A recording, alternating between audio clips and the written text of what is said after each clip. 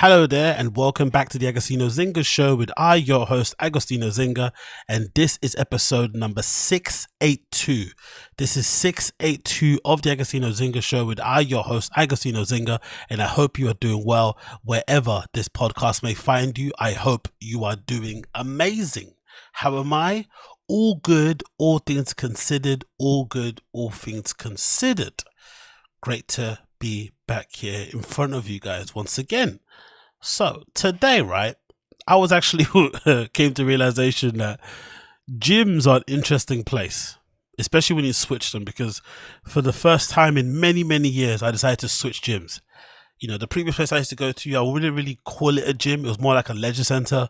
If you're out in the States, it was similar to like a YMCA, a kind of local council, borough, state sort of, leisure center, gymnasium place where they've got a swimming pool, they have classes and stuff. And it's usually a place where, councils get to kind of write off certain things.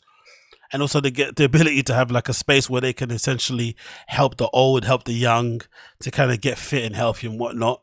But if you're somebody that likes to go to the gym like I do and lift some heavy weights, it's also an easy chance or a cheap option for you to be able to get a fairly decent gym membership because it's been subsidized by the government, the whole legislature type of thing.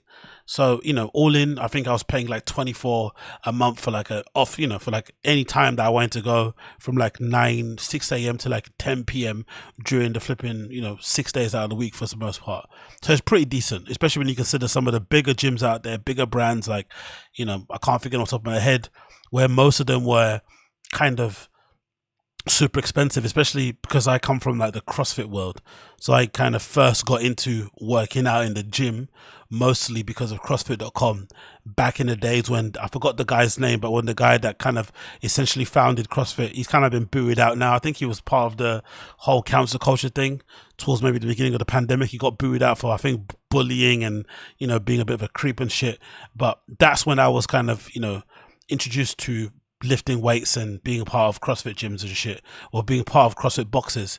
And if you know anything about CrossFit, you'll know that the monthly fee for CrossFit is disgustingly high.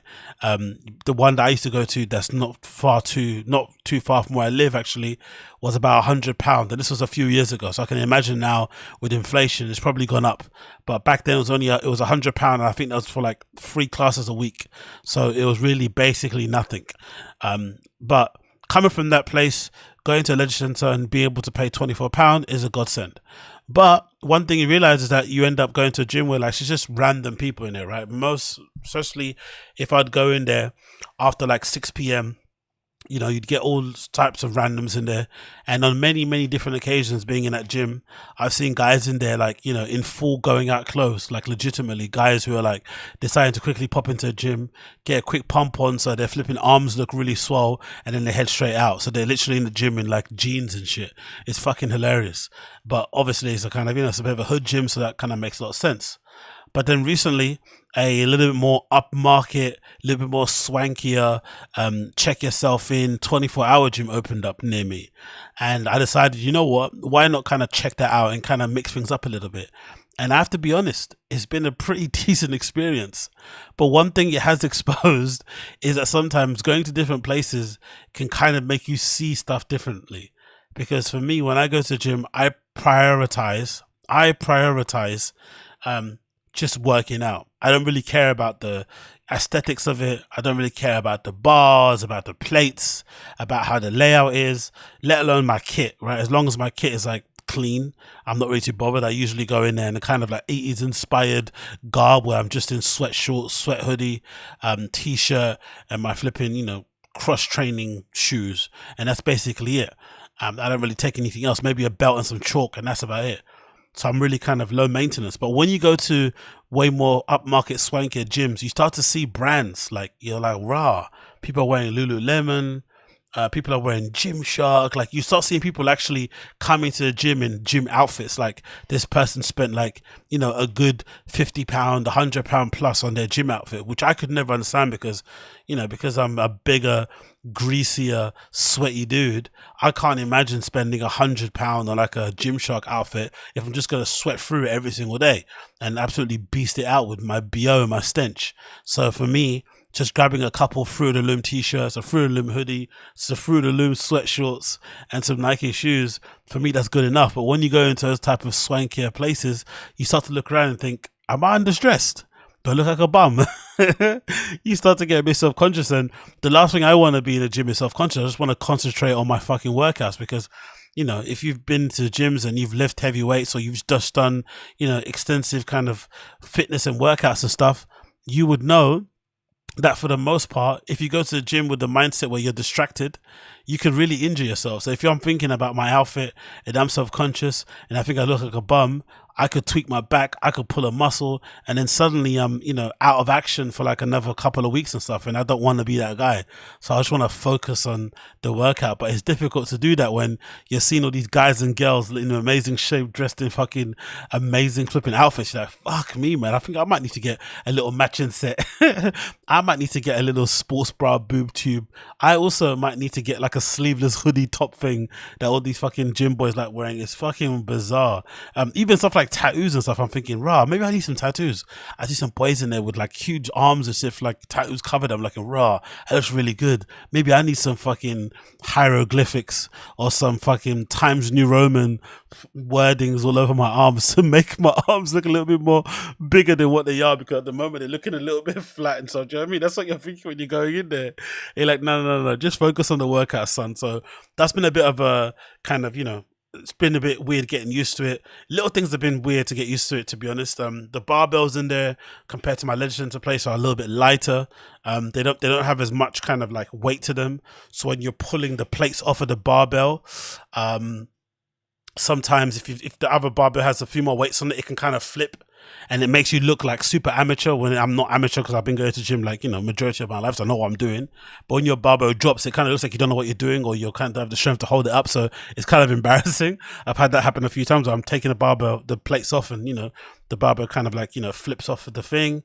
There's not a lot of mirrors around, which is pretty interesting for a gym like that. So it's kind of hard to kind of get an idea of your form. They're kind of all far away from the main bit that I use. It's just kind of this little cage that's got a barbell in, which I usually use to back squat, deadlift, and do my overhead presses and stuff. So that can be a bit strange. Obviously, there's no air conditioning, because in the UK, like I told you guys, air conditioning does not exist. And if it does exist, it's like minuscule. You can hardly fucking feel it. So you basically leave there way more, which I'm thinking to myself, I wonder if that's a tactic. I wonder if some gyms, upmarket ones, purposely don't make it cool so that you feel like you sweated more, so that when you leave the gym, you feel like you've done more of a workout. Your whole clothes are fucking drenched, so you feel like you actually got your fucking money's worth when actually you haven't done much. It's kind of similar to that sizing. Like Uniqlo do, Uniqlo, when they first introduced to the UK, they had very Asian specific sizing. So, typically if you were like a large, you had to kind of size up to like a double XL or something in terms of Uniqlo sizing. But over time, they introduced a little bit more, what they called comfort sizing. So it kind of made you think you were smaller than what you actually were. So if you're a large, you could fit into like a medium or whatever maybe, and that kind of got people to buy more stuff and feel like you're kind of a lot smaller than what you are. So I wonder if gyms do the same thing. They purposely turn off the air conditioning so that you feel like you've worked out a lot more, because you leave the gym with your whole shirt flipping covered in sweat. I'm not really too sure, but regardless, it's been interesting to see. It's actually quite nice to see a little bit more of a, I don't know, what to say, a little bit more of a variety in people that go there. It's not just like, sweaty old men. There's some young people there, some women there and stuff. That's pretty good to see that, actually, especially in the area that I live in. It's really kind of hood and a bit ratchet. So to see like fairly normal people that live here day to day is quite encouraging. It means that other people had the same idea that I had, living in a place that's kind of near the center but isn't near the center. But you can tell they kind of just, they live here, but they don't actually, live here. You just live here in terms of an address, and you don't kind of go around and hang out and stuff, because this place is a fucking hellhole and you might get stabbed. So I fucking get it. But anyway, regardless, it's been fun, it's been good, I've enjoyed it. I'm probably gonna go there after I finish all streaming and stuff, so I can't wait to kind of do that. So big up everybody in the chat, big up everybody in the chat, big up Josie Masters here, Jesse L, I see you, big up Nutrunner, I see you, Crash, I see you. Who else I see here? Big up everybody. Big up Jad Merrick, I see you as well. Fought Jesus, Netrunner. Big up everybody. Appreciate all of you for tuning in. So moving on from that, I've been watching. I actually finished watching the Resident Advisor documentary on Ukraine, Nightlife and Resistance. It was really, really good. I have to really, really, really say, Resident Advisor did a really good job with it. I only got kind of exposed or kind of understood the Ukraine nightlife scene very late, to be honest. Maybe a couple of years before the pandemic. So maybe like 2018, 2017, I kind of got an understanding of what Ukraine was about and sort of the scene out there in Kiev and whatnot. And I was planning on visiting there for a while. And I kind of followed some Instagram accounts about Closer and a few other clubs there out there in flipping Kiev that did really good content. They kind of sold the place really well. So for my little techno tourism sort of thing, I kind of had it on my list. And literally just before the flipping pandemic happened and just before the flipping war started with Russia kind of trying to invade Ukraine, I was planning on going. That was kind of my next trip because I kind of felt like I exhausted the whole Berlin thing and I wanted somewhere new and fresh to go to. Then of course the war spreads and, you know, that option completely, you know, is over.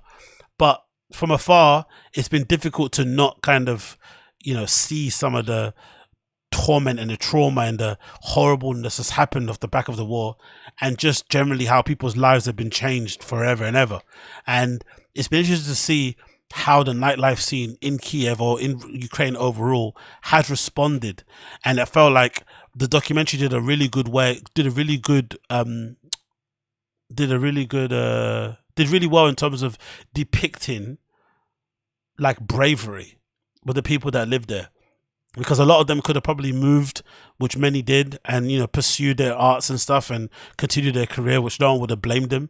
But a lot of them over there have decided to stay and kind of bear arms or be as useful as they can in terms of providing, you know, I don't know, protection, training, whatever it may be, food, all that good stuff. They've all kind of really rose to the challenge, and it really kind of, to me, kind of opened my eyes up to that and made me kind of think to myself, would I have done the same thing? And I'm not really too sure. And I think most of us probably wouldn't have.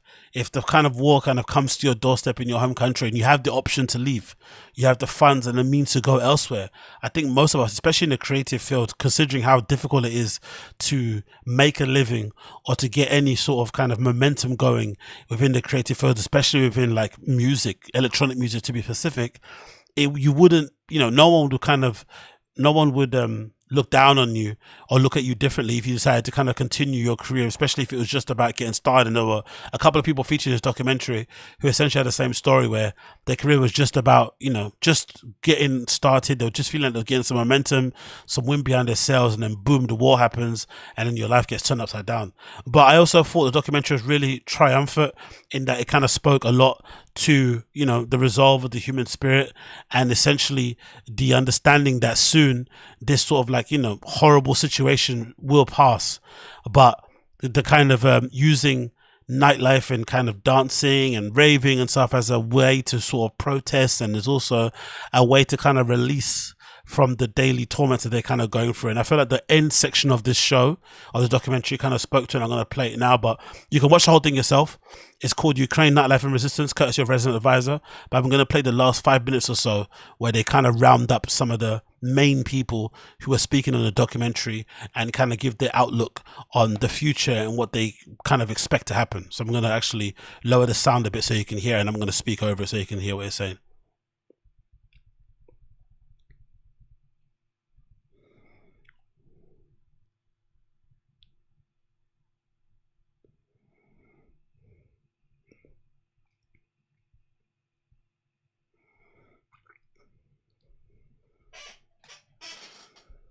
People are the most important thing. It's like we've dropped some weight. We've become like a balloon and flown into the sky. Happiness, joy, all we've been talking about, the moment of truth. Oops, sorry about that. I think I messed up there. I think I didn't my bad. I didn't put the sound on. Let me just go back one more second. I didn't put the sound on there. Please bear with me. Boom, boom, boom, boom, boom. It should work now, shouldn't it? Yep, there you go.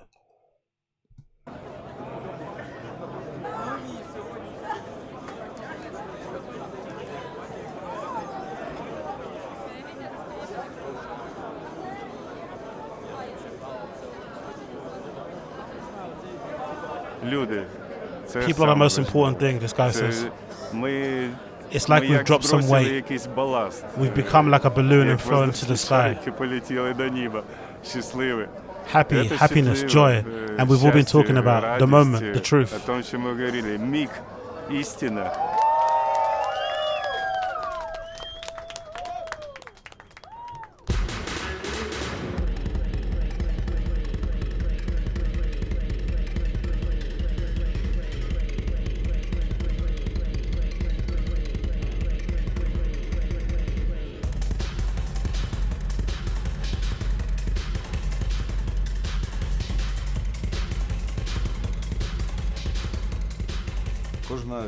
Each war, each crisis, and each revolution gives a massive cultural explosion. And I want to be part of it. And to do my best for this explosion to become even more powerful. Because the war explosions were powerful too. I say that I'll come out of this war as a different person. I'd say that I'll come out of this war as a better person. So far I think so, everything can change. But at this stage I understand that overall this experience pumps me up.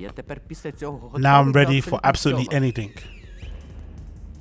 And I know that as soon as the war is over, as soon as the first party comes, I'll be wearing my best outfit.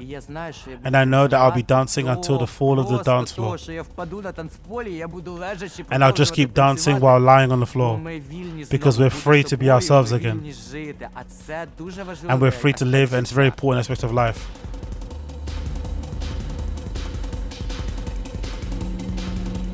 The genocide, this violence, this war, it can also give, and it will give some new impulses.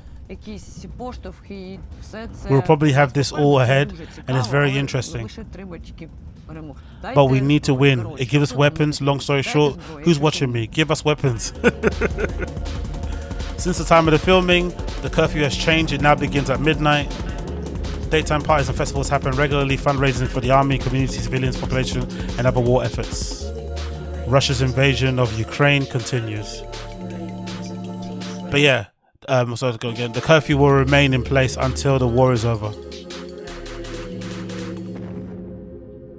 But yeah, I really enjoyed it, man. Really, really good documentary. Like I said, really kind of sobering to see people, you know, within the same sort of age group that I'm in general, just kind of stepping up to the cause, stepping up where their country needs them the most, not running away, and kind of essentially being part of the resistance and helping to basically piece together their communities that have been absolutely torn apart because of the war. Regardless of what your position of the war is, whether you think the invasion is just or not, whether you believe the propaganda, whether you think it's propaganda, regardless, just as people, I think it's really kind of encouraging to see people, you know, especially young people, deciding to kind of bear arms. People with absolutely no experience whatsoever, deciding to kind of go on the front line and fight for their country, fight for their quote unquote freedom, stand up for their people is absolutely amazing. Like that kind of patriotism, I don't think you could get in the UK. Like I think to myself, if anybody invaded the UK and that shit happened, the amount of division that already exists, the amount of separate communities that aren't really in place and whatnot,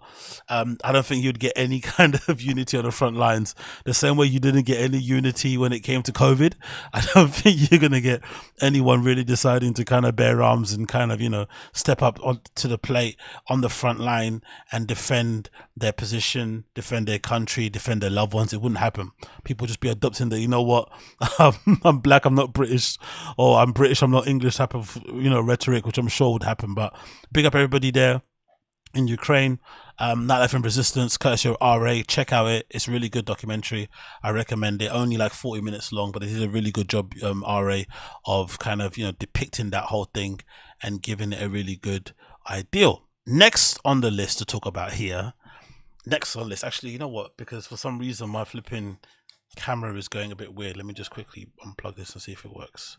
Because for some reason it's going crazy. Let's do it again one more time, because it's going pausing again. But anyway, let's continue. Yep, there we go. Okay, so next on this to talk about is this really documentary. I feel like it was kind of sad. Kind of depressing, I'm not gonna lie, more depressing than I thought it would be.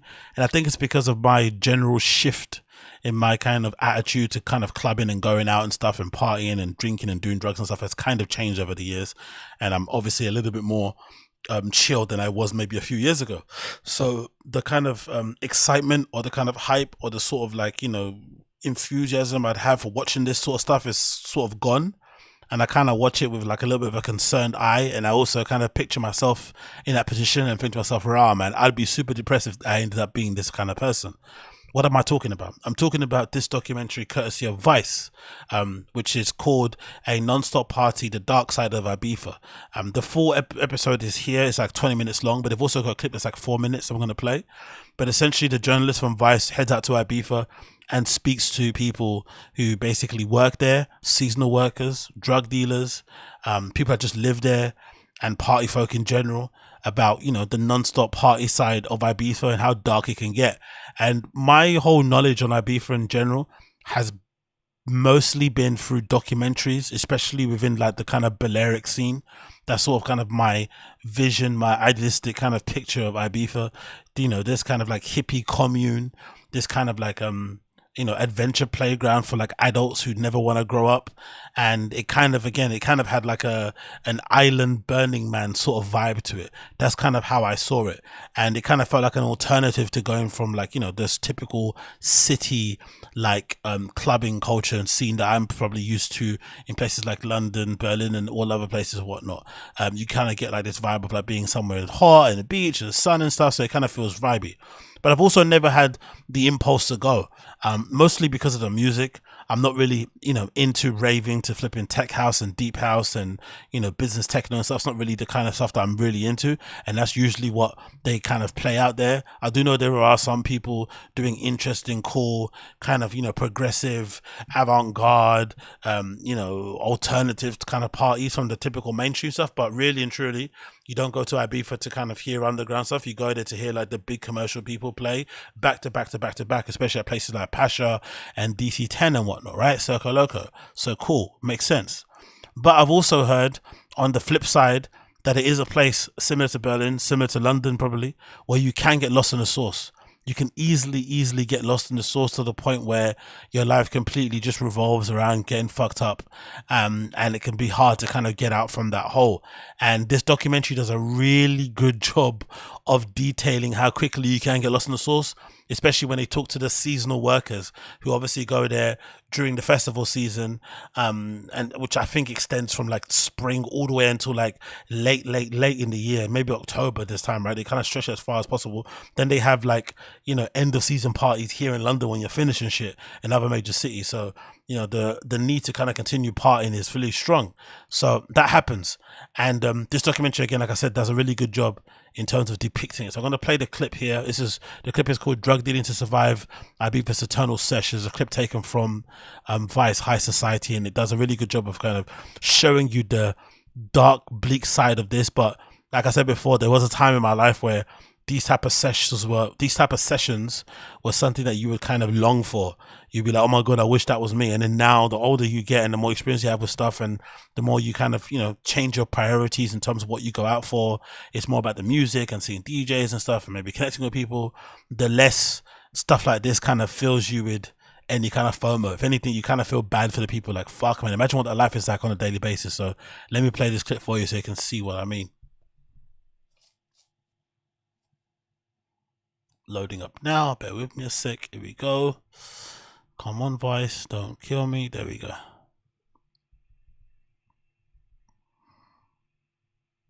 Here we go.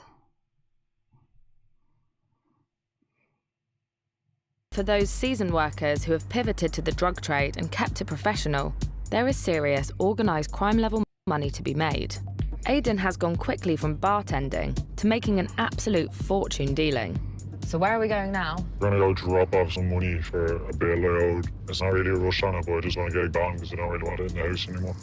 Are they part of a gang, the person that you owe this money to? No, they're probably one of the few people that are similar to me that just prefer to work alone. And did he originally come here as a season worker? Pretty sure he did, yeah. Is that how you came here? Yeah, I used to work behind the bar for probably the first 2 years I was here until I seemed to light a little bit. And then I started selling from behind the bar, and it got to a stage where I was missing sales, and the sales were worth a lot more than what I was earning behind the bar. So after like a week or two of realising the potential, I just kind of quit. Jesus. That story isn't unique. Most metropolitan cities, you know, if you want to get some coke and stuff, or you want to get some pills, you want to get some MDMA, you want to get some weed, usually cool little, you know, cocktail bars or just regular pubs and stuff, you're going to be able to score some stuff from bartenders, because usually those guys take the stuff themselves, or they're in contact with people that maybe deal in the place. So it's not that far-fetched to see the scenario play out in other places. What is a bit far-fetched is something that you definitely don't see all the time, are bartenders quitting their bartending job to be full-time dealers because they're making too much money, you know, dealing the odd gram and whatnot for people throughout the night. So that kind of leads you to kind of understand, imagine the amount of people who are going out there. Imagine the amount of people who are going out there on a daily, if not weekly basis, monthly basis, you know, flipping, buying drugs and whatnot, trying to score it. Imagine how many people are doing it. Imagine how often that must be happening. It must be flipping insane to the point where this guy can flipping, you know, it kind of even enters his mind to quit his job and decide to start dealing drugs full time. The amount of people out there scoring must be on another level. Yes, that is a wad of cash. How much is that? 18,660, I think. And that's money that you've made for someone? Yeah, that's his portion of it, the money that I owe. And what's the portion that you got? I probably made just over double that. So he's going to give some cash to another dealer, who I'm assuming he got his supply off. It's 18,000 euros, and he's saying that he made double that. I can see why he stopped working as a bartender. I got another order there. What's it for? So it's only a small one coke, one MD, one pills. But I'm desperate at the minute because it's so quiet. Because it's the end of season? Yeah, and I have so much stock left to get rid of. So would you consider yourself low-level scale? Yeah, the lowest of the low, really. Like. Even though you're making times two, 18,000? I think even the worst dealer would struggle to make less than 30 grand in a season. If they're making less than that says a lot about the people that are going out there, to be fair. No, I think they shouldn't even be bothering risking it. Like. Aidan has his first deal of the day, so the crew has to sit creepily in the back. How are you? Yeah, I think you. All good. If anyone's asking for a number in a hotel, will you pass on my number? Yeah, we'll do. Cheers. See you later. She was a lot friendlier last time. Last time she was dying to shag me, so she... Oh, God. She's seeing her in the front now, thought she's my girlfriend. She's raging. So the way that I understand it is there's a lot of different gangs that operate on the island. Do the season workers never piss these people off? Like, season workers are so minuscule on that scale that I don't think it really matters. Like, I think them three groups are more to do with the importation. It's none of their business, really. Do workers ever get themselves into sticky situations? It's a hard island to actually keep your head and stay focused on, so I think it probably does happen a lot. I think it's fairly common that they go through their own supply. Like, and you? I don't touch any drugs, so it's purely money for me. And that's probably the only way to do it. That's probably the only way to survive out there, I'd imagine. It's a full-time, you know, spring, summer, and maybe autumn sesh. So the only way to actually survive if you are going to be out there dealing drugs is to be somebody that's kind of, you know, that kind of treats it like a business. You don't partake in your gear whatsoever. You just sell it and you just keep it moving. That's probably the only way to do it. But can you imagine how difficult it must be to kind of maintain that level of self-discipline? Unless you're obviously sober, you made a decision to do so. But if you're not, and you're just doing it by choice, just to kind of be there bored throughout the day sometimes, so you don't get, you know, when your phone line isn't ringing as often in your home, to just not touch that fucking brick or those couple of baggies that are kind of zipped up underneath your fucking bed. That must be difficult. But of course, that is the only way to survive in these kind of places and make some actual, you know, substantial money that can maybe get you off the island and get you back to some level of normality. Probably wise, to be fair. So what's this guy getting? This guy's getting a quarter of coke, which I'm doing very cheap because I'm trying to get rid of stock. Yeah, that's it there. That's a lot of cocaine. Yeah, it's for him and his wife for the week. Wow. Aidan's phone won't stop buzzing, and it's time for his next loyal customer. Yeah, just jump in there, say. What are you doing tonight? Yeah, no, I'll buy one tonight. No, you're not having a car. Right, anyway, enjoy that. Let me know what you think anyway, so I can stick a review up. Sam, enjoy your day. So do you feel like beneath all of this fun, there's a dark side of Ibiza. 100%. I feel like when you come here on a holiday, this is the best place ever. But if you stay here for longer than a month, you'll see what it's actually like. And people acting like they're living in paradise, living a dream, but they're not really. Like they're telling themselves that so they can stay a bit longer. They like the sun and they like the free drink. But I don't think a lot of the people that are actually here working are happy, realistically. Like. Feels like just the eternal sesh. It's kind of petrifying. Yeah, but it goes from the eternal sesh that's fun to the eternal sesh because I have no other choice and I can't afford food. Wow. That's bleak. Yeah. And that's the troubling side of it. I think that's what happens, with age or with kind of experience. There is a period in your life where the eternal sesh sounds like a fucking dream. It's similar to like when you're younger and you have maybe, this is a weird example, but you have like, maybe Nutella in your house as a treat. It was in my house. And then you finally become old and, it's a treat to the point where your mom might flip and hide the jar or it's in like a really high cabinet that you can't reach. And then you get to a point where you're able to kind of make your own money. And sometimes the first thing that you end up doing is kind of fulfilling those kind of things that you were not able to kind of do to your heart's content, to your heart's desire. So you go out and you buy as many fucking Nutella jars as possible and you have it every single day, any time of the day, because you can now, because you're an adult, you can do your own thing. So that's the kind of same thing with the sesh. You start doing sesh, especially when you got no money. Those type of things are incredible. You hang out with people. You're up for loads of days. You're meeting loads of people. You're going to after party after after party after after party. You're turning up to work on Monday, completely yacked out of your brain. And it's a fun story to tell your friends over the fucking coffee machine. But then the older you get, the more responsibilities you have, the more life experience that you have in general. Suddenly that kind of all weekend shift or sesh stuff becomes something a bit of a kind of living nightmare, something you don't want to live through again because the hangovers are brutal, and because usually if you're kind of indulging in those things on a kind of weekly basis, it kind of, it's kind of safe to assume other parts of your life are probably not all Gucci. There are some people that I do know who are able to sesh incredibly hard and also be able to kind of hold down pretty good jobs and do well for themselves. But for the most part, most of us don't have that luxury. So you have to choose one or the other. But I can't imagine how difficult it must be to live that life out there in a place like Ibiza, which is essentially is paradise. It's essentially, like someone else described to me the other day, it's basically like Miami for flipping Europeans. And you basically go out there to basically indulge yourself. It's basically designed in a way to allow adults to kind of, do whatever the fuck they want. You have access to literally everything.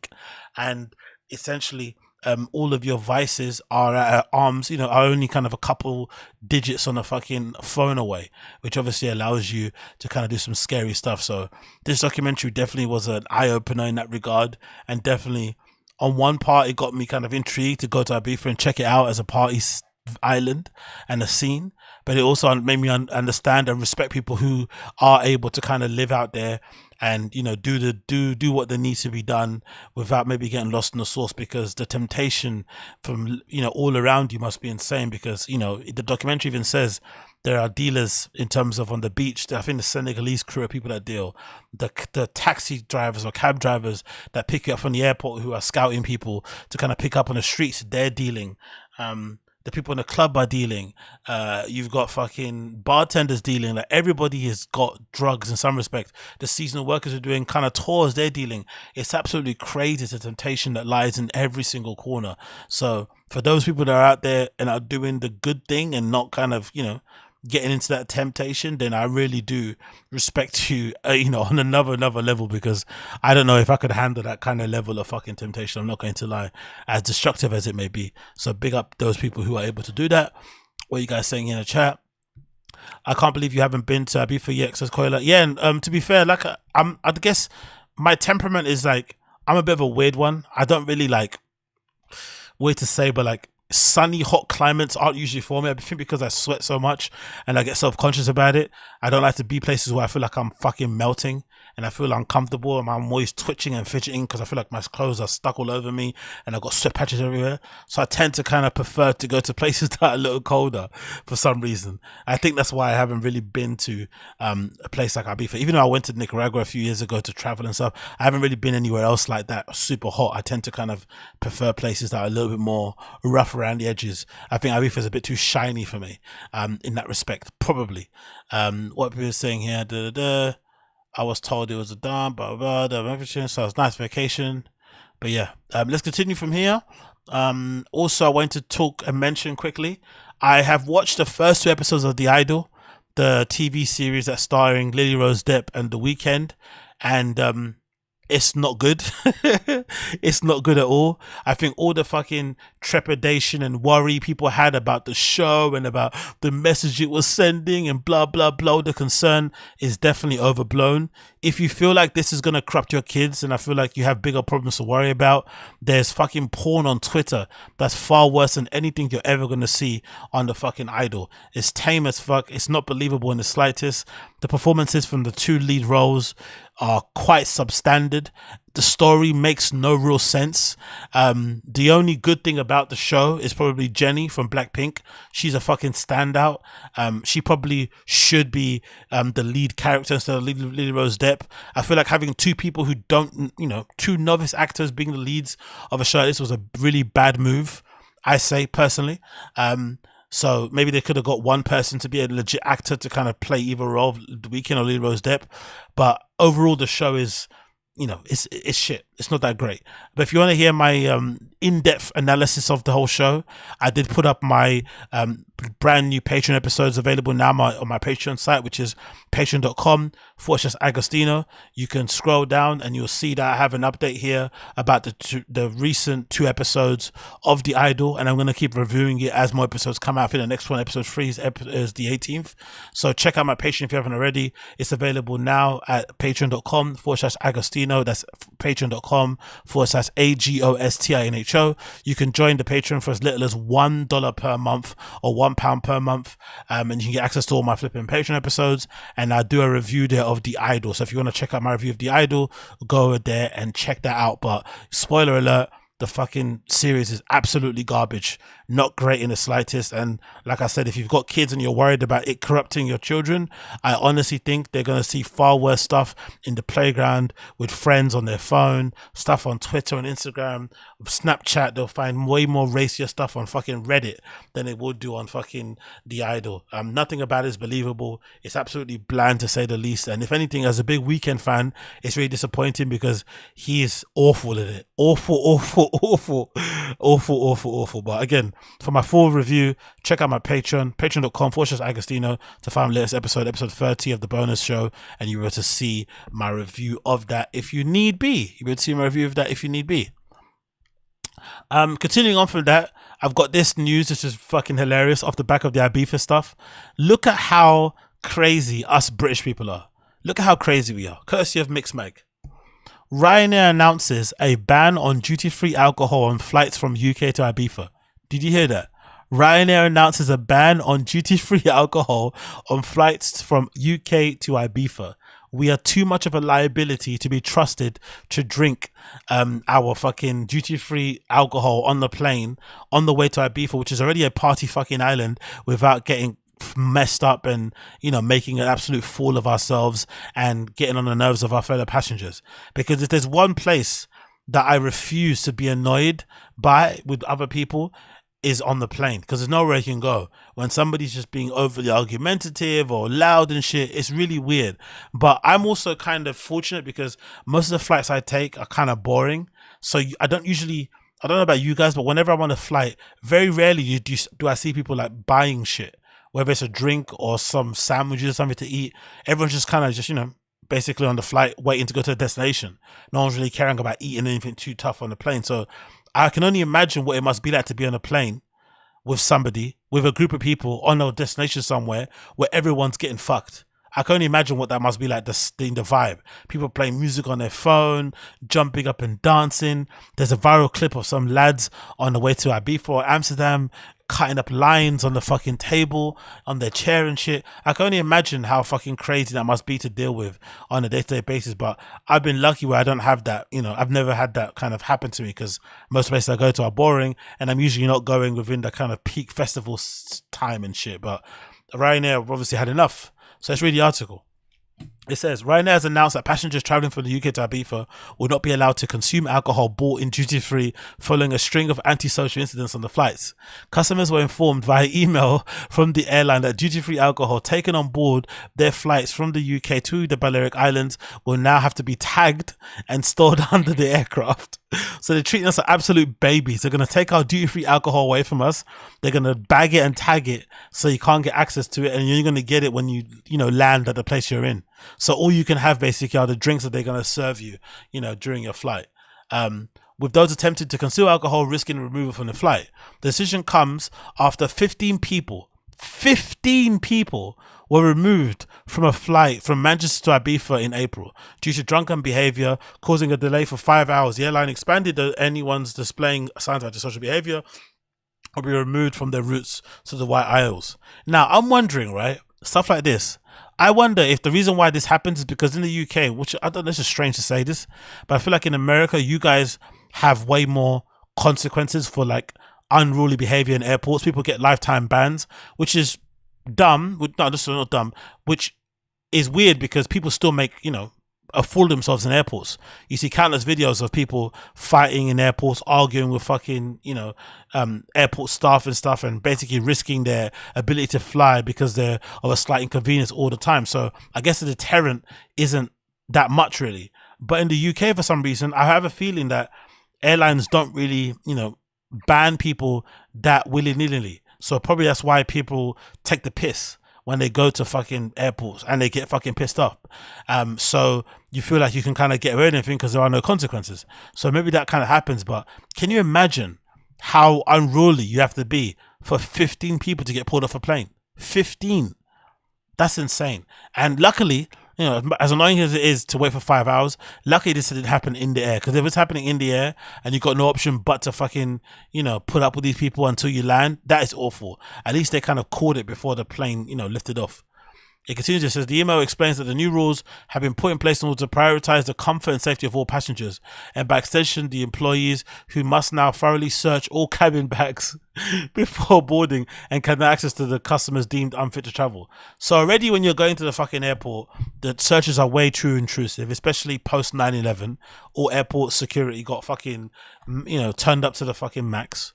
You have to go through the gates, go through the inspection, which I always have to fucking go through because, what I look like. It's always a random search with me every single time. You go through the fucking gates, you have no metal, no nothing on you. And for some reason, the alarm always goes off whenever I walk through it. So you have to get patted down. Then my luggage gets searched. Then you finally get, finished. You get all your stuff together. You put your belt back on, or you put back all your shoes. You do all your shit. You pack your bag up again. You zip it up and you go to the fucking gate. And now when you go into the gate, you can have somebody check your luggage again for any fucking bottles of like Absolute vodka or some shit. That's fucking awful, man. But again, the errors of a small minority always end up affecting the majority of people. It says the changes are sure to be met with approval from Balearic authorities, who last year began a campaign to curb excessive binge drinking on the island, banning drink deals, pub crawls, party boats, and restricting the sale of alcohol in shops and off licenses.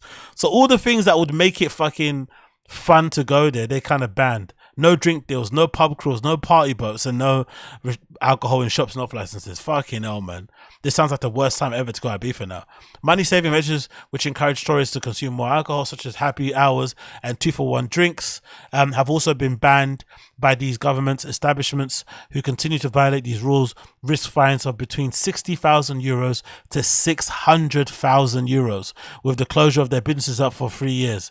Those on an all-inclusive holidays face similar restrictions as a six drink a day cap.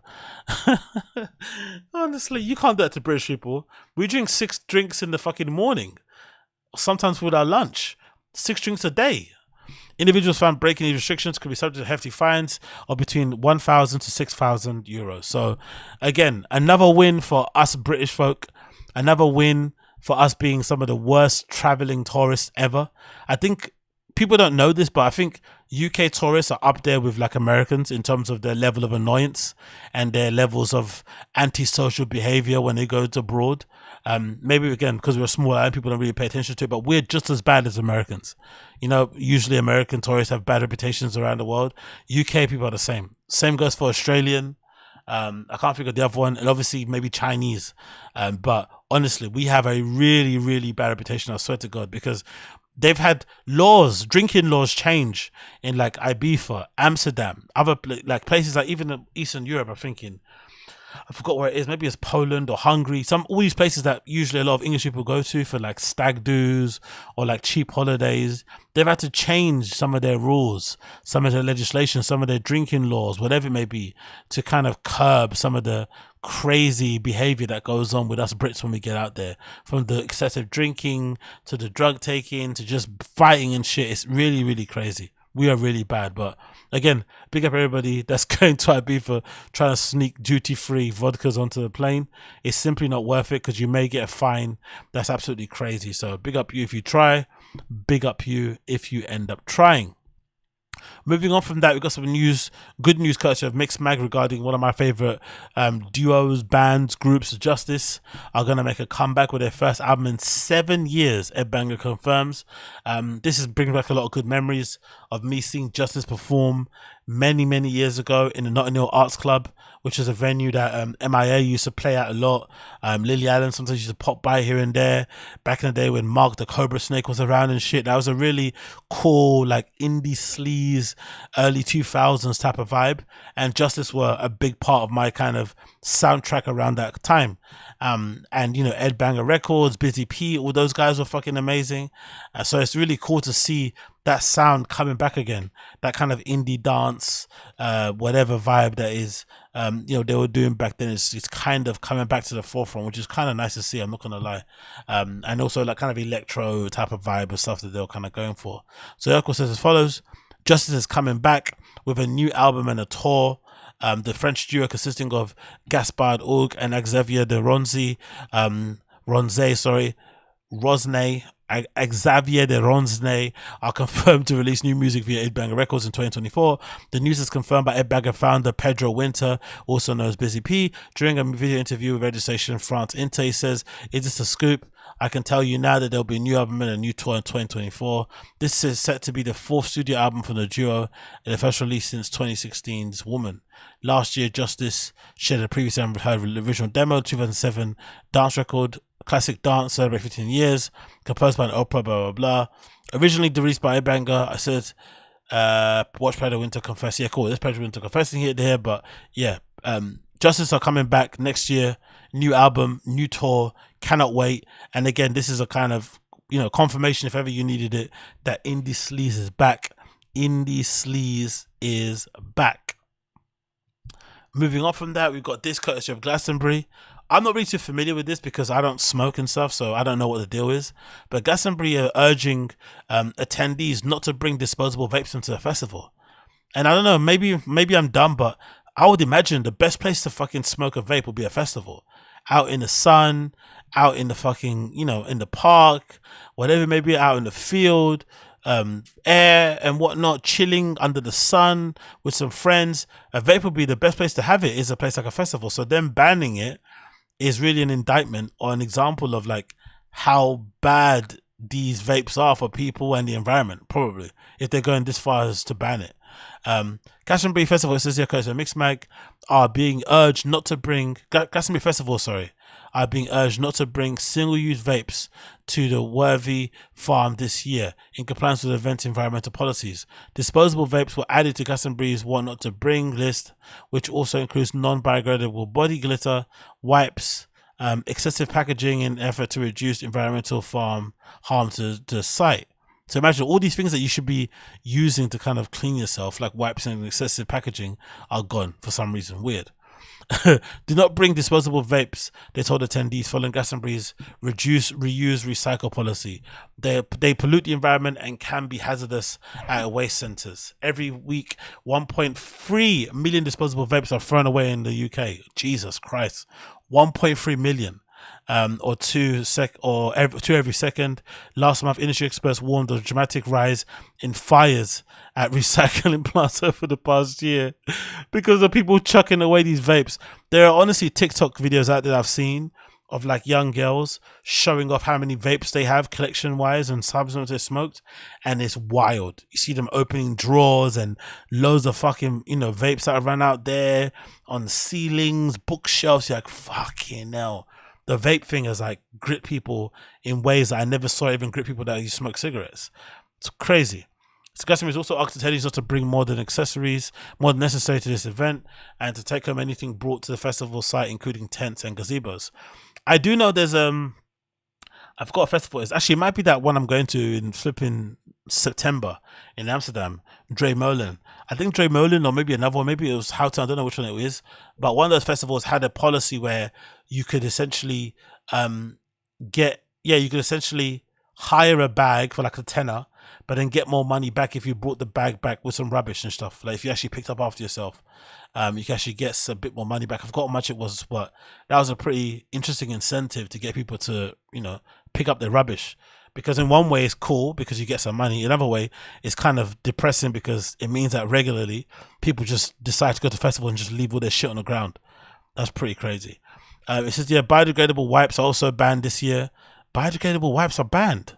So you can't use any wet wipes when you're at the festival. So what are you meant to do if you want to fucking clean your asshole? Please avoid the use of disposable wipes, they said. Wipes, even biodegradable ones, which quickly break down into microplastics, are problematic for the environmental pollutions. The plant fiber-based biodegradable wipes release greenhouse gases when they decompose. So we would like people to really try to use alternatives. A washcloth and a bar of soap works wonders. Imagine bringing a washcloth and a bar of soap to the fucking festival. Like, yes, you can bring that, but also some wet wipes will also help. In addition to that, same with bringing some shower gel or whatnot. You could also bring that, but also some wet wipes will actually help. Especially, if, I don't know, I can't imagine if you're a girl what you're gonna do. Maybe you got some makeup removal liquid you're gonna use instead. But I'm not too sure if they even let you bring, liquids in a bag. But yeah, regardless, no vapes allowed at Glastonbury. Clearly a bit of an issue for people out there. So hold your head up if you are a vape addict, because it's going to be a long old summer for you. Next, we have to talk about this, of course, courtesy of my favorite club in the world, Berghain. They're finally released. Finally, and I'm over the moon about it. Released the flipping lineup for July and the program and who's going to play. And the lineup for July is pretty banging. I'm actually happy I didn't go on the June date I was meant to go. I've got a date again I'm meant to go to in the middle of July, but I'm actually going to push it back to the end, because the first thing that I saw that I actually want to attend is CSD towards the end of the month. I think it's on the 22nd, if I'm not mistaken. If I scroll there we go. CSD on the 22nd. Now, I'm a bit conflicted because I mentioned before previously on the pod that I'm not a fan of going to Berghain during the special events. I feel like the special events, although they can be great in terms of value for money, you get to see all these amazing people all in one day, spread across 4 different rooms in that massive flipping building, Berghain, Panorama Bar, the Garden and Soul. Great.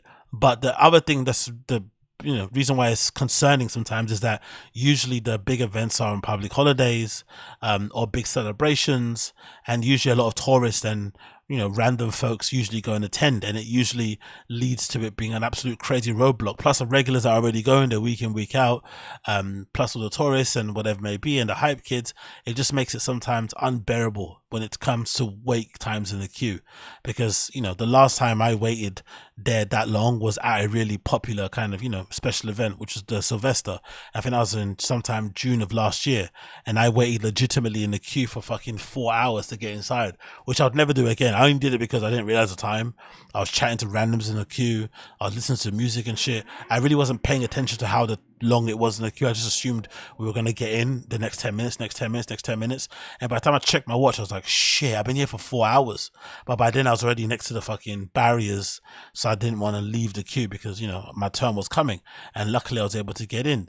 But the wait times are awful. And sometimes inside, despite Berghain being fucking massive and it being spread across numerous floors, different little rooms and stuff, you definitely feel when it's a popular holiday kind of event, you definitely feel like the dance floors are way more packed and heaving than it would have been any other time. And it's hard to navigate, it's hard to find pockets to dance, because that's the most reason why I like going to those places, because they're great places to just lose yourself and dance and get freaky and whatnot. And you can't even do that sometimes because there's just so many people that you feel self-conscious. I know I do, about my space, about what I look like and stuff, about the sweating. I just don't want to do it.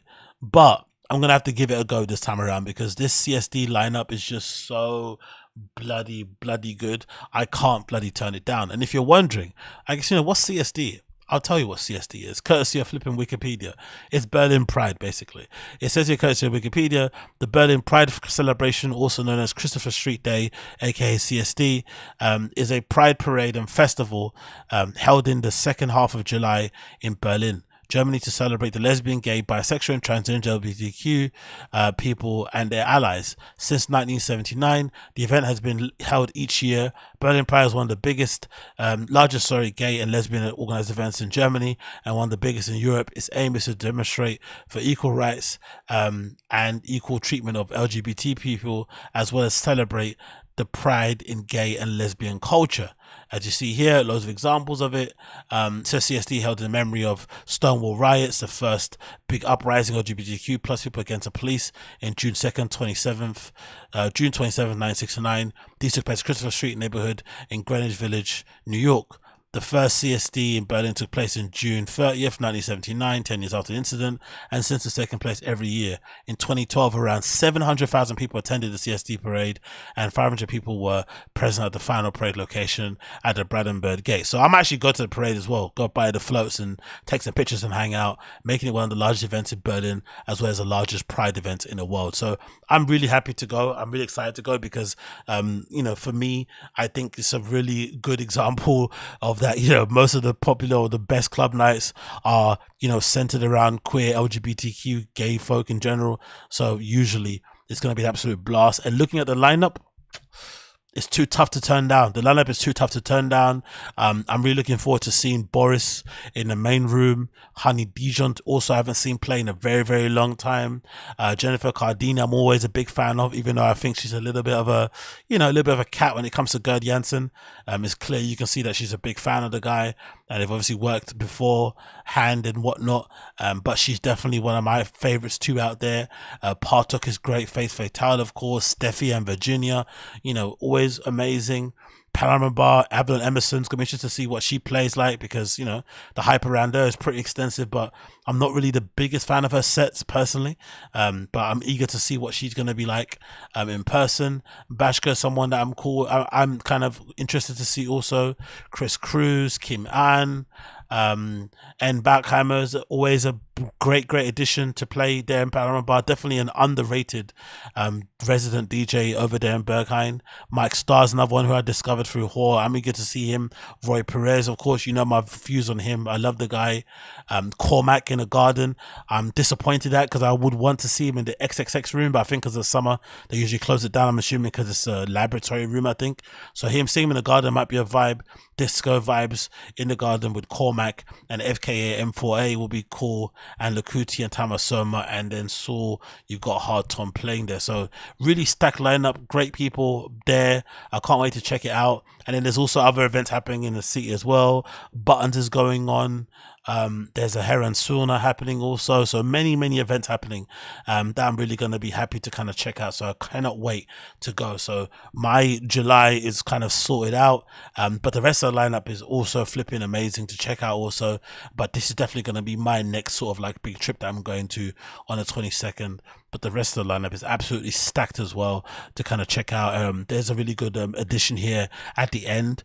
Maron is finally playing at Berghain. I've read some places that it's his first time, maybe his second time, I'm not really too sure, but regardless, I feel like he's kind of deserved the ability, the chance to play there very long. It's been a long time coming, basically.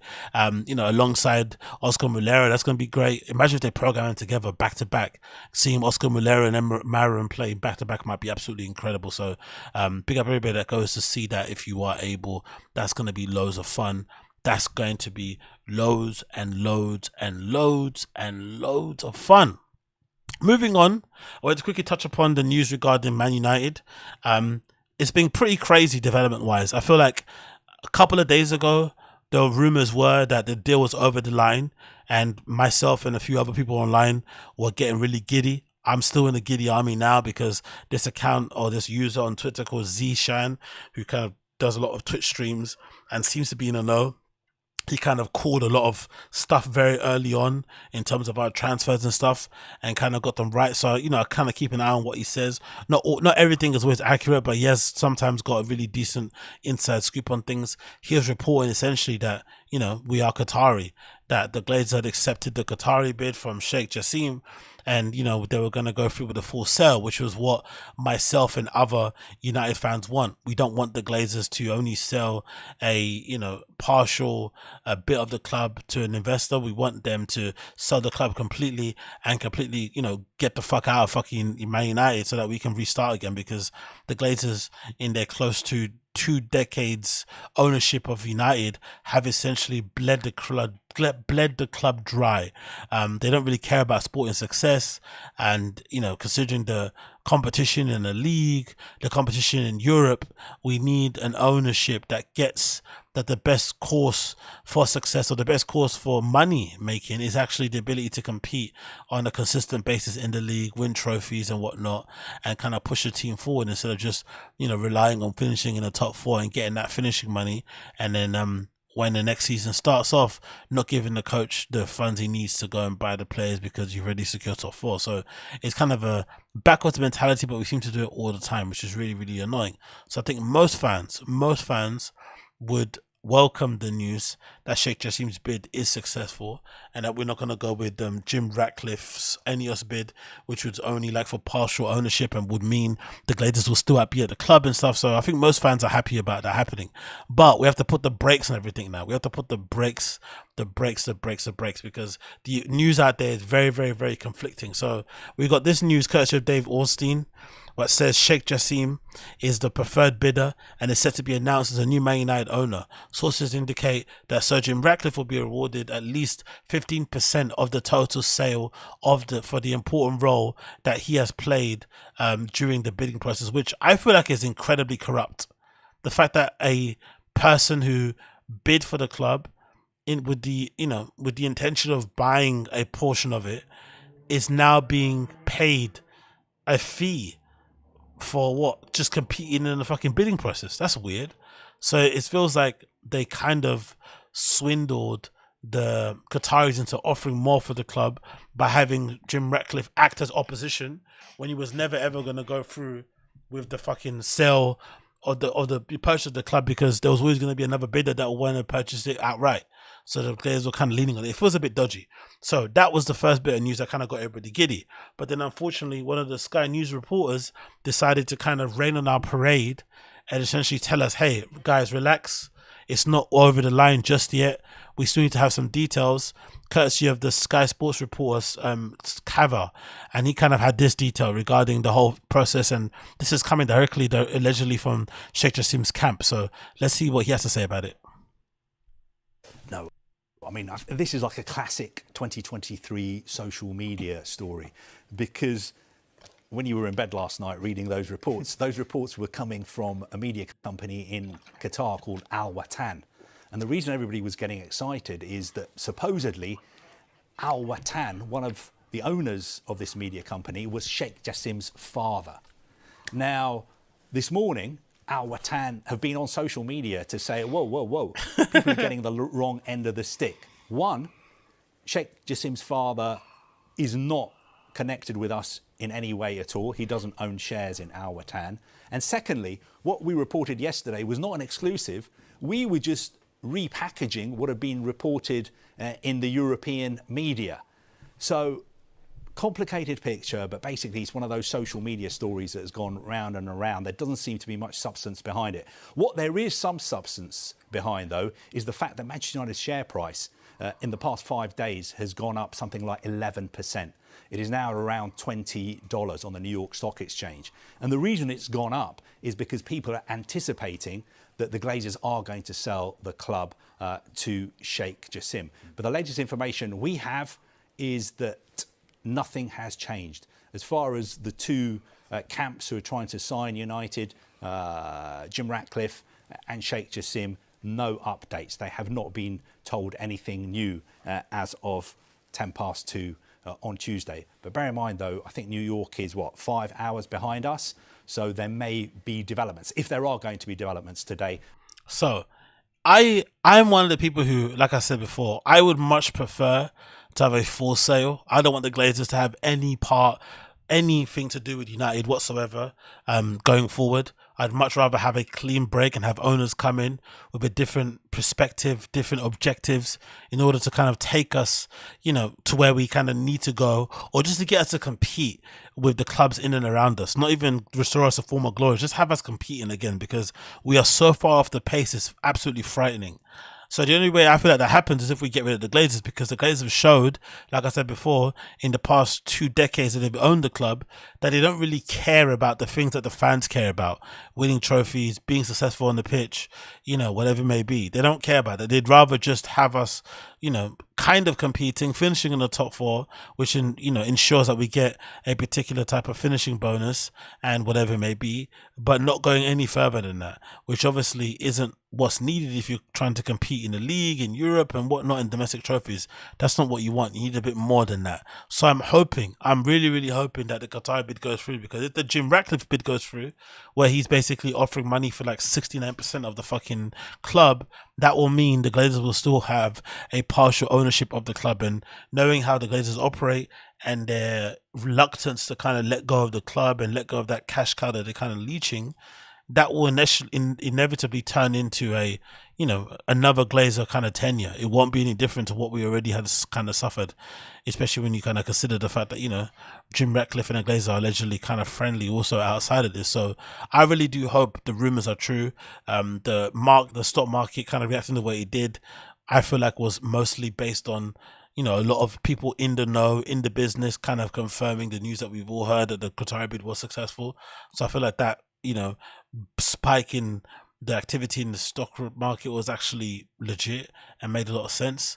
So I'm hoping going forward that means that we can kind of have a resolution where the club is is sold, because so far we're like 7 to 8 months in from the last time, and now suddenly the club still hasn't been sold. Nothing's gone through. The transfer window's already opening.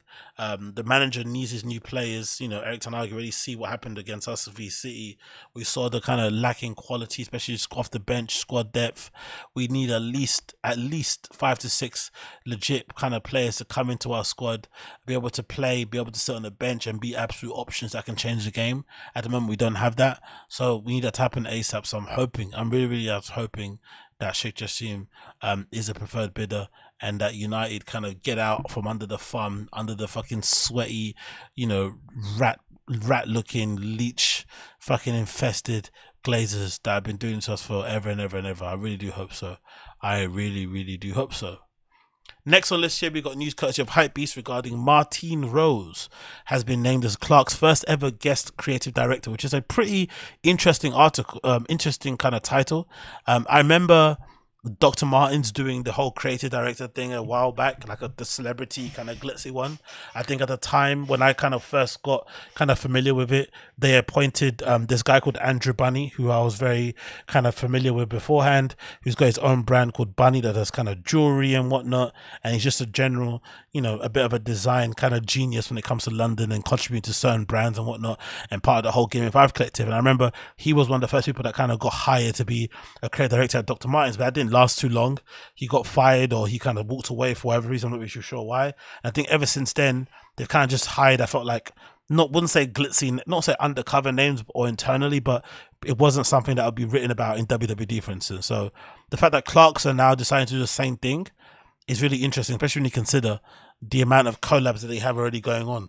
To have like a creative director come in to kind of spearhead the whole overall feel and look of the shoes that they have going forward, considering the amount of collaborators they have with other creative directors from other brands, is interesting. It also shows maybe a willingness for Clarks to modernize and adapt and appeal to a whole new generation of people and kids coming up, or a whole different segment of fans who maybe didn't see Clarks as the de facto, I don't know, like desert boot company to come to, on Wallabies. I don't know what it is. Maybe that's the answer, because, you know, Clark's shoes aren't really hipster friendly. But regardless, I thought this is a really cool title. I can't wait to see what she does. I think Martine Rose is probably one of our best, you know, homegrown designers here in the UK. Definitely somebody who has a very interesting and particular kind of aesthetic and opinion and voice when it comes to designing shoes. So I can't wait to see what she actually does with the Clarks gig and what she's going to do. Is she going to make stuff from scratch? Is she going to adapt the already existing models? I'm interested to see how far this goes, because some of the more striking things from Martine Rose collections are always the shoes. I feel like a lot of the shoes and the outerwear really go unnoticed in terms of the level of detail that she's able to kind of put in them, and creativity and whatnot. But anyway, let's read the article. It says here, on Tuesday, British shoemaker, Clarks named Martine Rose its first ever guest creative director, according to WWD. In a newly established role, the UK designer has designed 3 pairs of shoes, each of which will come to debut on a namesake runway show in London's Men's Fashion Week in June. So it's already been debuted. Okay, cool. I haven't seen them yet. Clarks is something that is so intrinsic to British culture, and obviously Jamaican culture, because it's huge in Jamaica because of the Commonwealth. There's a couple British brands that are really big in Jamaica because of Britishness is a sign of quality, and to take that and to take it out of context, it takes on a life of its own, like a myth. Rose said. The footwear brand approached Rose last year, and she subsequently visited Clarks headquarters in Somerset, where she learned more about the label's 200-year-long history, exploring imprint archives.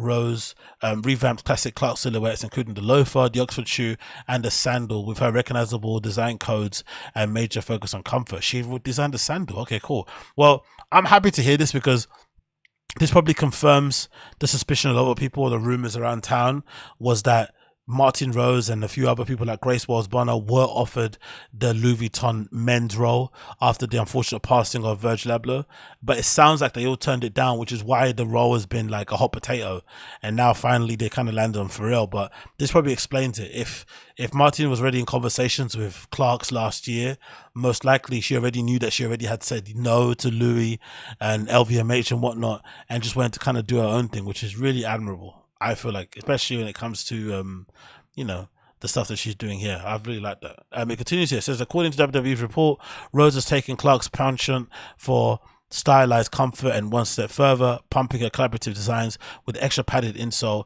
and feather downs in a pillow-like feel, a design process that Clarks has not explored prior. The color story, meanwhile, is unquestionably Rose, with black, Oxford, and namesake options. There's something familiar about this, so you can't get it off. We've actually tried to keep them more classic. Tara McRae, Clark's chief marketing and digital officer, detailed the brand's excitement during surrounding Rhodes' appointment. Martine was at the top of our list of guest creative directors to partner with due to our unconventional approach to design and development of a British Jamaican background, both of which are core to our brand. I'm interested to see, though, this title of guest creative director is very interesting, because it feels like it's a way for the brands to kind of inoculate themselves if you become a dud, if you are like a Justin O'Shea or like a Rugi Villasonora. Like, that's a way for them to protect themselves, so they don't have to, you know, be embarrassed or whatever it may be if it doesn't kind of work out, because it was always a guest role. It's a really interesting way to protect their backs. But yeah, I'm rooting for Martine Rose. I like what she does. Great designer. I'm eager to see what her perspective will be on Clarks, and whether or not she get a chance to actually design her own shoe from the ground up. Let's see what happens.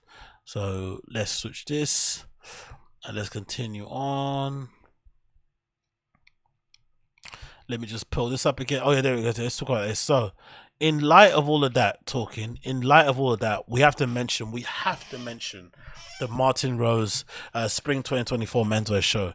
It might be one of my favorites for a very, very, very long time.